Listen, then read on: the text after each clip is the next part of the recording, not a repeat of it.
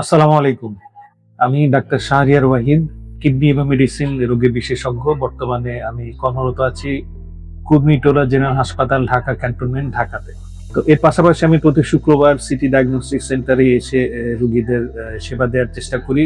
প্রতি শুক্রবার সকাল ৯টা থেকে বিকাল ৪:৩০ পর্যন্ত। বর্তমানে যে একটি দীর্ঘস্থায়ী কিডনি রোগ, যেটাকে ক্রনিক কিডনি ডিজিজ বলে, সেটা কিন্তু ক্রমেই বেড়েই চলেছে।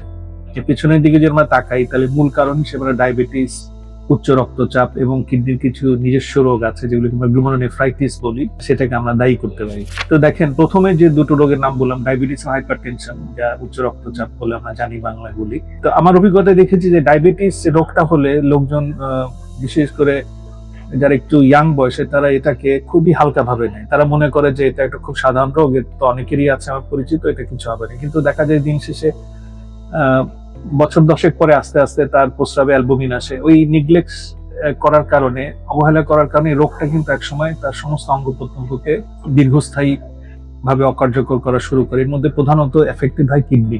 সব ডায়াবেটিক রোগীদের হয় না, সাধারণত 40% ডায়াবেটিক রোগীদের কিডনি রোগ হয়ে থাকে। কাদের বিষয়ে? যাদের অতিমাত্রায় অনিয়ন্ত্রিত ডায়াবেটিস আছে, এর সাথে যারা ধূমপান করে, যাদের জীবনে কোনো অ্যাক্টিভিটিস নাই, যারা অলস জীবনযাপন করে, যারা স্থূল বা ওবিস, তাদের কিন্তু এই রিস্কগুলি বেড়ে যায়।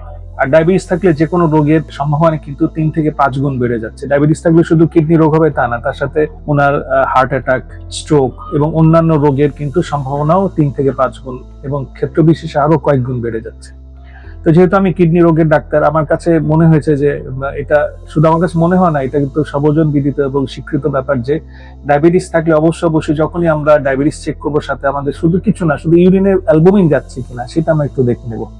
তাহলে আমরা বুঝতে পারবো যে ডায়াবেটিসটা আমাদের কিডনিকে এফেক্ট করেছে কিনা। কারণ যদি আমরা শুরুতে এটা ধরে ফেলতে পারি যে প্রস্রাবে অ্যালবুমিন যাচ্ছে, যেটা কিন্তু বাজারে কিছু চলতি কিট পাওয়া যায় স্টিক দিয়ে, এই স্টিক দিয়ে কিন্তু আমরা একটা টেস্ট টিউবে ইউরিন নিয়ে আমরা কিন্তু করতে পারি। অনেকে যারা ডায়াবেটিস আছে তারা কিন্তু বাসায় স্টিক দিয়ে তাদের ডায়াবেটিস মাপে। একই সাথে যখন তারা ডায়াবেটিস মাপছে, সেই সাথে যদি ইউরিনে তার অ্যালবুমিন যাচ্ছে কিনা এটা যদি দেখে নেন, তাহলে কিন্তু একসাথে অনেক কিছু কাজ হয়ে যায়। কারণ প্রস্রাবে অ্যালবুমিন যাওয়া মানে শুধু কিডনি রোগ না, তার কিন্তু কার্ডিওভাস্কুলার রোগেরও কিন্তু ঝুঁকি বেড়ে যাচ্ছে, এটা প্রমাণিত। তো সুতরাং ব্লাড টেস্টের সাথে, যারা বাসায় ব্লাড টেস্ট করে থাকেন, তারা যদি একটু স্ট্রিপ টেস্ট করে ইউরিনে অ্যালবুমিন যাচ্ছে কিনা এটা যদি দেখে নেন, তাহলে খুবই ভালো হয়। কারণ প্রস্রাবে অ্যালবুমিন আসাটা একটা প্রাথমিকভাবে কিডনি রোগের যে প্রাথমিক অবস্থার একটা প্রমাণ দেয়। তো এই অবস্থায় যদি কিডনি রোগটা ধরা পড়ে, তখন কিন্তু এটা মোটামুটি নিয়ন্ত্রণযোগ্য। অনেক ওষুধ এখন চলে এসেছে বাজারে। প্রাথমিক পর্যায়ে যদি আমরা এই ওষুধগুলি ব্যবহার করা শুরু করতে পারি, তাহলে কিন্তু কিডনি রোগটা আর পরবর্তীতে অত বড় আকারে কিংবা এন্ড স্টেজ রেনাল ডিজিজ, যে একদম কিডনি দুটো নষ্ট হয়ে গেলো, ডায়ালাইসিসে যেতে হলে, এরকম দরকার হয় না। তো এটা গেলো ডায়াবেটিসের সাথে। এর সাথে আমাদেরকে আরো খেয়াল রাখতে হবে আমাদের যেন ওজন বৃদ্ধি না পায়। ব্লাড প্রেশারটা খুব ভালোভাবে কন্ট্রোলে রাখতে হবে, কারণ ব্লাড প্রেশার বেশি এবং ডায়াবেটিসও বেশি, এই দুটো কিন্তু মানে দুয়ে রিস্ক বাড়িয়ে তোলে, অনেক গুণ বেশি করে তোলে। এর সাথে যারা ধূমপান করেন তাদের অবশ্যই ধূমপান ত্যাগ করতে হবে। আগে কিন্তু কিডনি রোগের ধূমপানকে অতটা হাইলাইট করা হতো না, মনে করা হতো যে শুধুমাত্র কার্ডিওভাস্কুলার ডিজিজ, লাং ডিজিজ, এগুলির জন্য ধূমপানটা দায়ী। কিন্তু দেখা যাচ্ছে অনেক রোগের জন্যই আসলে ধূমপান দায়ী, এবং দীর্ঘস্থায়ী কিডনি রোগের একটা অন্যতম কারণ হচ্ছে ধূমপান। ধূমপান অবশ্যই ত্যাগ করতে হবে। যদি অন্য কোনো নেশা থাকে সেগুলো ত্যাগ করতে হবে। ভেজাল খাদ্য অ্যাভয়েড করতে হবে। অনেকে ইচ্ছা করে জেনে না শুনে অনেক সময় জর্দা খায়। জর্দা কিভাবে তৈরি হয়, বিষাক্ত অনেক কিছু আছে আমরা জানি না। মানহীন বিভিন্ন খাদ্যদ্রব্য আমরা ব্যবহার করে থাকি, খেয়ে থাকি, এগুলি কিন্তু কিডনি রোগের ঝুঁকি বাড়ায়।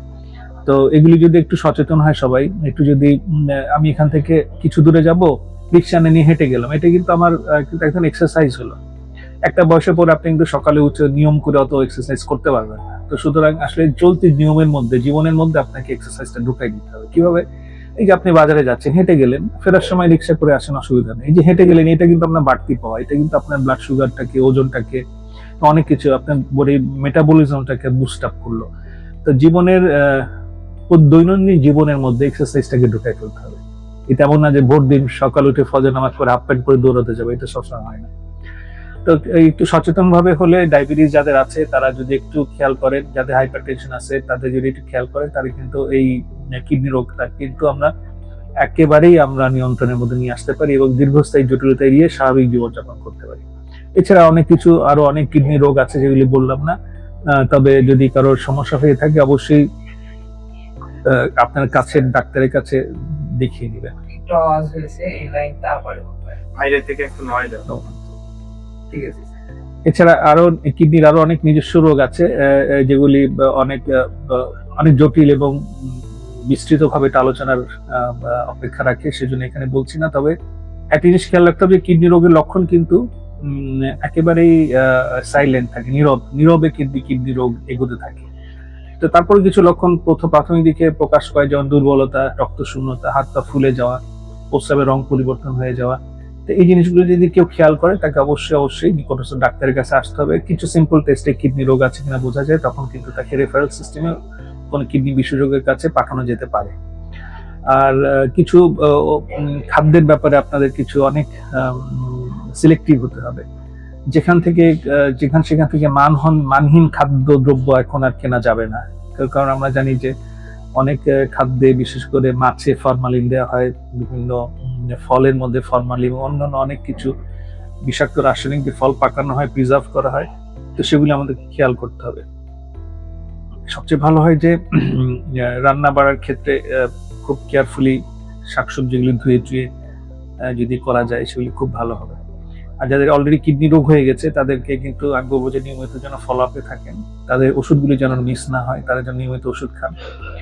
আর তাদেরকে যে অ্যাডভাইসগুলি দেওয়া আছে, কিছু ক্ষেত্রে খাদ্যদ্রব্যের কিছু লিমিটেশন, খাদ্যদ্রব্যের কিছু সীমিতকরণ করা হয়, তো সেগুলি মেনে চলতে হবে। অনেক ক্ষেত্রে শরীরে পানি জমে যায়, পানিটাও কম খেতে হয়।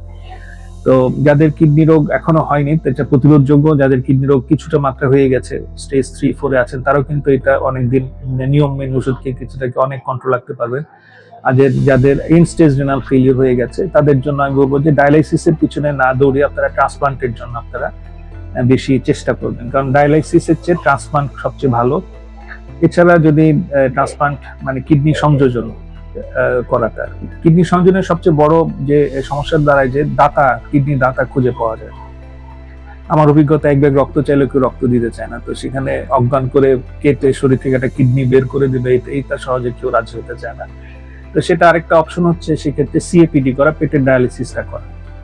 তো থার্ড অপশন হিসেবে হিমোডায়ালিসিস রাখা যেতে উচিত, কিন্তু আমাদের দেশে এবং ওয়ার্ল্ড ওয়াইড সেই ট্রেন্ডটাই বেশি, হিমোডায়ালিসিসটাই বেশি জনপ্রিয়, কারণ খুব কুইকলি এটা করে ফেলা যায়। পেটের ডায়ালিসিস, পেট্রন ডায়ালিসিস ইনফেকশনের চান্স থাকে, এবং সেটা যে পানিটা ব্যবহার করে, ফ্লুইডটা যেটা ব্যবহার করে, সেটা অনেক দাম খেতে বিশেষ বাজারে পাওয়া যায় না।